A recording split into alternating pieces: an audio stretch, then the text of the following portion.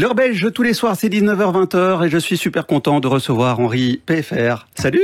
Ça va bien? Ben oui, on termine la saison avec toi. Alors, je suis très heureux, j'ai entendu que c'était la dernière et j'en suis très honoré. Je te garantis que depuis des mois, je dis mais il faudrait avoir Henri PFR. On a lancé cette émission il y a quelques mois, on parle de la scène musicale belge et te voilà. Bon, quel plaisir d'être là du coup, merci. Voilà, alors je sais que tu enchaînes pas mal les interviews.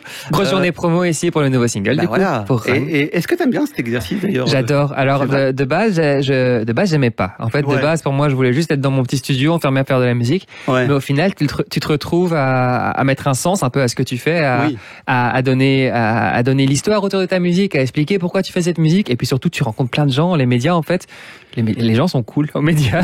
donc c'est chouette. Tu vois, ici, on parlait un peu en off aussi de musique et tout. Et je trouve ça chouette, en fait, de rencontrer des gens, et puis après, c'est cool, ça met en avant ta musique, ton travail. Non, oui, j'aime vraiment bien cet exercice. De connaître un petit peu justement l'histoire de ce fameux Run. Ouais, le nouveau single. Tu cours après quoi, là, Run?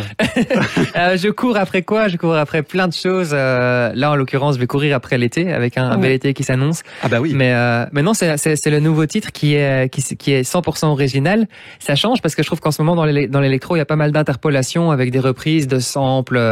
Et moi, j'ai fait cet exercice pas mal sur mes anciens singles, sur Wanna Be Loved ou Last Night. Oui, et puis là, il y a un son quand même country même, en fait, qui est assez original. C'est ça. Et là, il y a vraiment un peu une nouvelle vague avec une chanteuse ragdoll qui a une voix monstrueuse.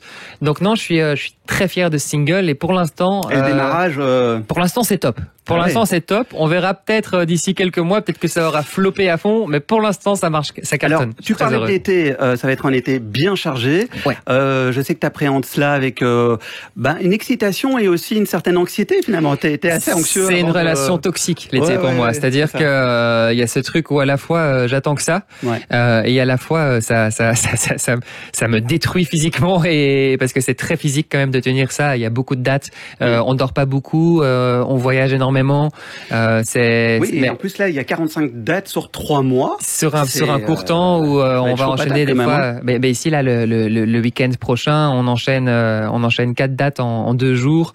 Et ça s'arrête pas. Mais à la fois, tu reçois une énergie du public et puis tu travailles toute l'année en studio pour jouer tes morceaux sur scène. Et en fait, la scène, c'est une sensation, c'est une énergie, c'est une adrénaline qui est franchement inexplicable. Et je suis totalement accro à ça. Et donc j'attends que ça. J'attends que de monter sur scène parce que tout ce que je fais ici, la promo que je fais ici, les morceaux que je fais en studio, c'est pour la scène, pour ce moment de la scène que j'adore. Donc j'attends que ça, mais à la fois je sais qu'à la fin je vais être mort crevé, je vais pas dormir et tout ça. Ouais. Donc c'est vraiment en fait c'est une relation méga toxique. Alors justement, ça s'appelle l'heure belge. Ouais. J'aimerais bien un petit peu connaître ton rapport par rapport à la Belgique justement Je suis ultra chauvin, moi. J'adore la Belgique et ce qui est assez cool, c'est quand je vais jouer un peu à l'international, quand je parle anglais, j'ai clairement un accent français quand je parle anglais et souvent on me dit tu viens de France. Moi, j'aime bien dire non, je suis belge. Et puis maintenant, et ça, les mentalités ont changé. Quand tu dis je suis belge, on se fait oh waouh, t'es belge, mais attends, mais vous avez tout en musique électronique, la Belgique a été c'est incroyable. C'est assez incroyable et dans tous les styles, que ce soit dans la techno avec Charlotte DeWitt, Amélie Lenz, que ce soit dans l'EDM avec Dimitri Vegas et Like Mike, que ce soit dans la drum and bass avec Netsky, même la New Beat, c'était issu. La New Beat aussi. Non, la Belgique, c'est assez fou à quel point c'est un petit pays, mais qui a une inspiration et un impact sur le monde électro qui est énorme et je pense que ça aide aussi parce qu'on est à côté à la fois de la France, donc on s'inspire à la fois du côté un peu plus pop des Français et à la fois on est à côté des Pays-Bas et de l'Allemagne. Donc l'Allemagne, il y a le côté techno allemand, il y a le côté un peu hardstyle des Pays-Bas. En fait, tu mets tout ça en Belgique et ça donne un mélange de tous les genres et qui cartonne tout quoi. Ouais. Et alors justement en parlant de la Belgique, t'aimerais bien quelque part représenter la Belgique avec un projet un peu fou, mais pourquoi pas ce projet lié à l'Eurovision? Je me suis embarqué dans un truc parce que j'en ai parlé une fois dans une interview où en gros, je me suis retrouvé en studio avec un ami à moi, Brice, un batteur, et une chanteuse qui s'appelle Ozia, une chanteuse belge. Et on essayait de faire un morceau pour mon projet Henri PFR. On n'arrive à rien. Et après des heures, je me dis bon, ça marche pas, faut qu'on arrête. On va essayer de changer totalement le style. On va juste s'amuser en fait. On va arrêter de penser à faire du Henri PFR. Ouais. Et je me mets derrière le piano et je commence à faire des nouveaux accords et elle commence à fredonner une mélodie et Brice commence à trouver une idée de rythmique dessus. Et en 1 heure, il s'est passé un truc magique. On a fait un des morceaux que je considère personnellement comme un des plus beaux que j'ai jamais écrit. Je pourrais te le montrer en off, mais je peux pas le montrer à l'antenne malheureusement. Okay. Bah oui. Et en fait, c'est un morceau qui sonne c'est un morceau d'Eurovision. Pour moi, c'est un morceau qui sonne, faut le chanter à l'Eurovision, faut être sur scène. Et donc, je l'ai proposé au comité d'écoute. Mais c'est genre vraiment les chances que j'y sois sont de 1%. Parce que c'est juste que là, il y a plein d'autres morceaux qui sont proposés au comité d'écoute. Il y a une grosse concurrence. Mais c'est juste que j'ai proposé ce morceau cette année et j'espère qu'il va être pris. Parce que c'est génial. Bon, on croise les doigts, ce serait magnifique. Ce serait cool. Et c'est vrai que tu évoquais la magie quelque part de la musique. Il y a des choses ainsi qui se produisent comme tu l'expliquais. Ouais, je te le montre en off, il est vraiment bien. Mais j'ai hâte. Bon, je sais que tu as un emploi du temps un petit peu chargé. Un petit peu. Il y a beaucoup de dates qui sont annoncées pour cet été. J'ai un chef, pour le coup, j'ai un bel été là. Ouais. D'ailleurs, est-ce que c'est ton plus gros été en termes de dates? Je devrais pas faire l'analyse. Je sais pas si c'est mon plus gros été en termes de quantité de dates, mais en termes de qualité de dates, ouais, clairement. Ouais, parce que c'est ça, il y aura, alors j'ai noté quelques dates, le 4 juillet à Wachter, les Franco et Tomorrowland le 19 juillet. Et alors Tomorrowland aussi, la scène principale le 26. Avec Légendaire aussi, avec Légendaire, jour, par exemple, le même jour. La folie, quoi. Ouais, et ça c'est toujours, c'est quelque chose parce que ça, tu sais que ça, c'est le genre de moment où tu joues Main Stage Tomorrowland devant je ne sais combien de personnes, puis t'enchaînes avec Légendaire, qui est un festival incroyable. D'ailleurs, venez à Légendaire nombreux parce que c'est organisé par c'est que des bénévoles, en gros, Légendaire. Et c'est génial comme festival.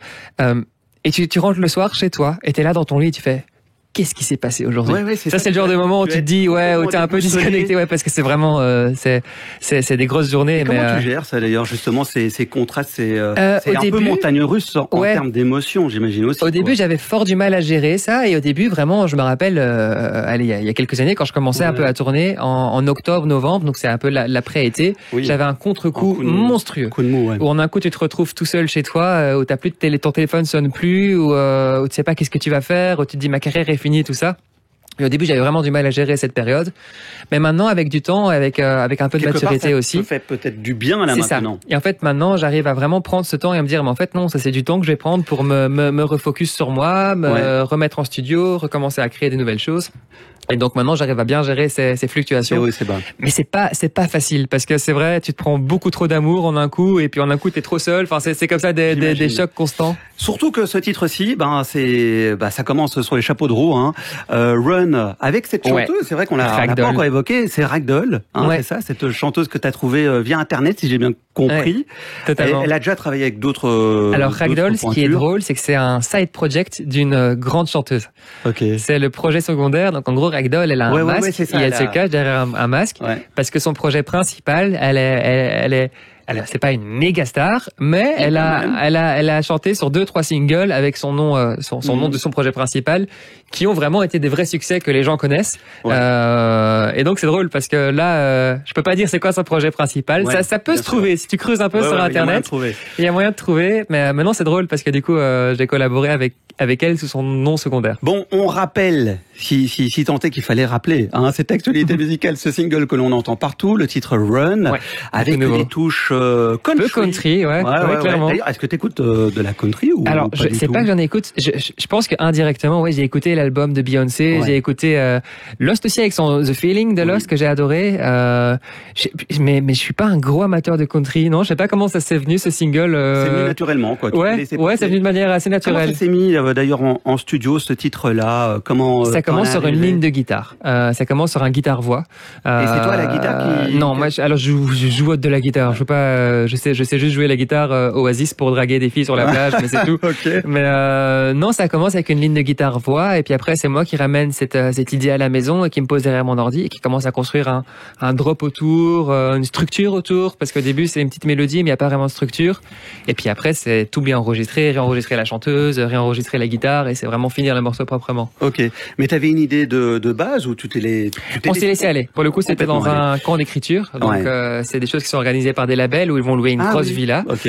Ils vont mettre genre 12 studios dans la villa, inviter 30 artistes et leur dire bon, un tel, tu vas avec lui et lui dans le studio 6 pendant 4 heures. Vous faites un morceau, vous allez là-bas au studio 5, vous au studio 4, et en gros pendant 3-4 jours, une semaine, tu fais 10 morceaux.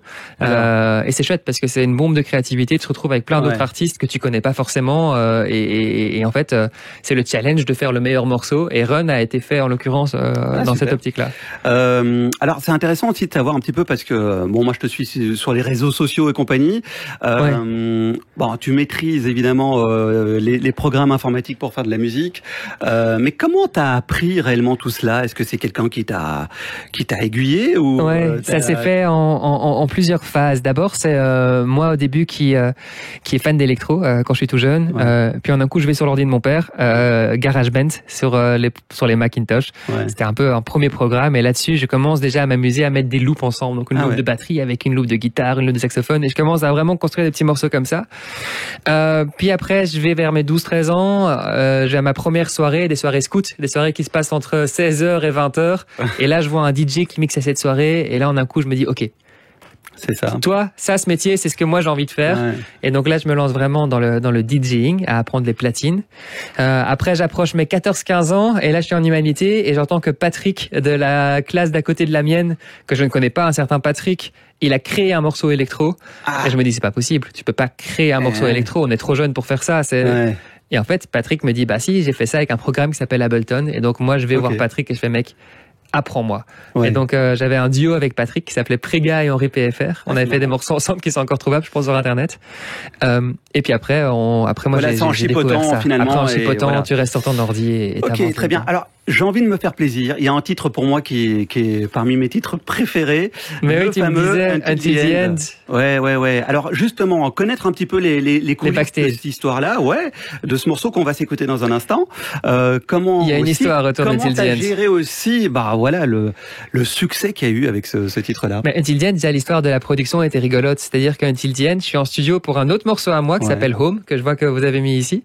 Et je suis en train de faire le mix de mon morceau Home. Et le gars avec qui je fais le mix, qui s'appelle Shameboy, il me dit, tiens, regarde, j'ai fait cette démo-là guitare-voix, et c'est Until the End avec une guitare-voix. Et j'entends la voix, je dis, oh, ça j'adore. Je veux faire quelque chose avec ça. Et elle m'a dit, si tu veux, tu peux essayer de faire un morceau avec. Et d'abord, Until the End devait sortir vraiment une version guitare-voix avec un kick et un clap. Et je sais que la veille de la sortie du morceau, c'est-à-dire que le morceau avait déjà été annoncé, il avait déjà été mis sur les plateformes, enfin, il allait sortir la veille. Je suis chez moi, il est minuit, j'ai ma copine de l'époque qui dort sur le canapé derrière moi, et moi je suis sur mon ordi, et je sais pas pourquoi, j'ouvre Until the End, et je change tout.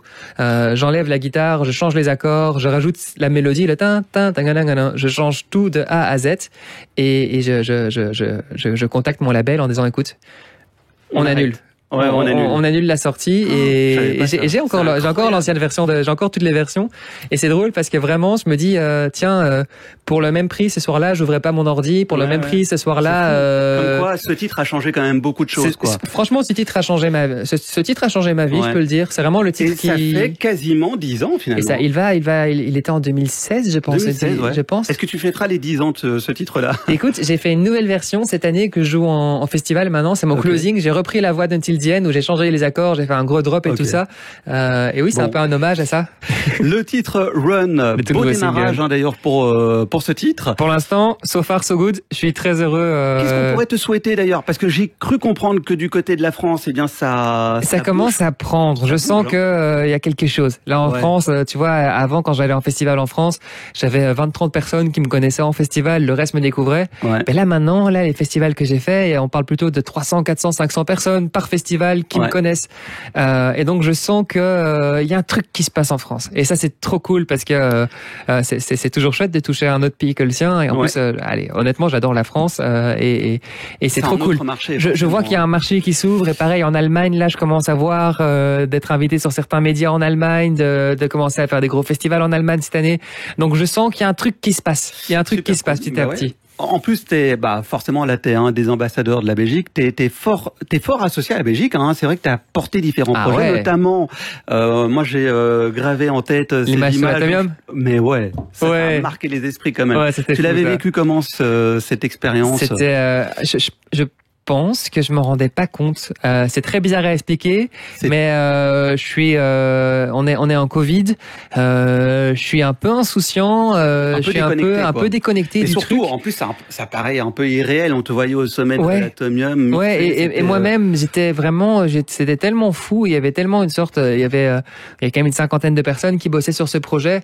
Et j'arrive pour mixer et je vois, ils ont fait une table sur mesure parce que donc l'Atomium, pour aller au-dessus de l'Atomium, c'est une petite trappe qui fait 40 cm de largeur et tu as passé une table pour mettre des platines dessus. Et donc, ils avaient fait une table qu'ils avaient découpée sur mesure pour la réassembler au-dessus de l'atomium. Il y avait un hélicoptère qui tournait. Il y avait les pompiers qui étaient là parce qu'on était le seul feu d'artifice qui a été pété en Belgique sur cette année-là. Parce qu'avec le Covid, il n'y avait pas d'autres feux d'artifice. Donc, c'est le seul feu officiel belge. Enfin, c'était une sorte, c'était vraiment un projet de fou. C'était vraiment surréaliste. Et en fait, je pense que je conscientisais pas ce qui se passait autour de moi. Et tellement c'était fou. Ça fait partie de ton parcours et on te souhaite plein de bonnes choses car on va devoir se quitter ici. En tout cas, merci d'être passé. On va rappeler quand même les dates. Bon, il y en a plein pour te suivre via les réseaux sociaux. Je crois que ce sera plus simple. Sur Instagram, j'ai tout annoncé. Mais enfin, il y a quelques dates qui vont marquer cet été, notamment le 19 juillet, Franco et puis Tomorrowland. Et puis pour toi, c'est peut-être la date, le 26. Le 26. La main stage principale, au Tomorrowland. C'est une date qui est le rêve, quoi. C'est ultra important comme date parce que t'es filmé, t'es sur YouTube, t'es devant, sur la plus grosse scène et ça, des fois, pareil, je parlais de pas me rendre compte de la chance que j'avais d'être sur l'Atomium. Par moment, avec Tomorrowland, j'ai un peu ça quand je mixe sur cette scène, quand je vois le travail qu'il y a, le nombre de personnes qui sont derrière cette scène et que ils me fassent confiance en me donnant les clés de la scène en disant allez, vas-y, tiens, c'est à toi. Pendant 1 heure. Et comment tu gères en fait quand t'es face au public? Alors honnêtement, la message de Tomorrowland, c'est énormément de stress. Quand je joue sur les autres scènes, je vais vraiment m'amuser comme un dingue. Quand je suis sur cette scène-là en particulier, je suis vraiment dans un état de concentration extrême parce que je me dis tu peux pas te merder, c'est-à-dire que t'as trop de pression, on t'a fait trop confiance, il y a trop de gens face à toi qui ont passé des mois, des fois voire des années à économiser pour pouvoir y être. Les professionnels qui sont là et donc je veux vraiment que tout soit parfait de A à Z et donc pour moi c'est très stressant, c'est toujours une pression de dingue. Bon, en tout cas, on te souhaite plein de bonnes choses pour le coup. Tout de même pour toi. On va te suivre et puis on va s'écouter évidemment ce titre, Run, le nouveau titre de Henri PFR et je te dis à très vite, j'espère en tout cas. Des vacances maintenant pour toi, vu que c'était la dernière? Je continue les émissions, mais voilà, pour les invités, ce sera un courant de la saison prochaine. Allez. Voilà, en tout cas merci. Merci à toi. Merci pour l'invitation. Salut. Salut, ciao.